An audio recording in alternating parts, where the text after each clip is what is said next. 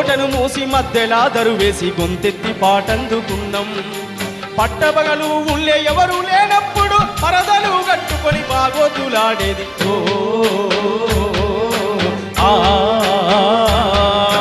పల్లె నా పల్లె తల్లి, నువ్వు యాదికొస్తే మనసు మురిసినట్టుంటది. పల్లె నా పల్లె తల్లి. హరికథ బుర్రకథ బాగోతమాడితే ఊరంతా చూడబోయేది. ముసలొళ్ళు ముడిగొళ్ళు ముందుగాలెనే పోయి తావాపి కూలవాడేది. వయసు మీదున్నోళ్ళు మనసిచ్చుకున్నోళ్ళు ఒరుగొరుగా సైగ చేసేది. ఆట పక్కకు పెట్టి సందుళ్ళ గొందుళ్ళ తీట ముచ్చట పెట్టేది. చేరుపోతుల సోమయ్య వేషామేసి ఎగిరెగిరి పడుతుంటే జనమంతా నవ్వేది. ఓ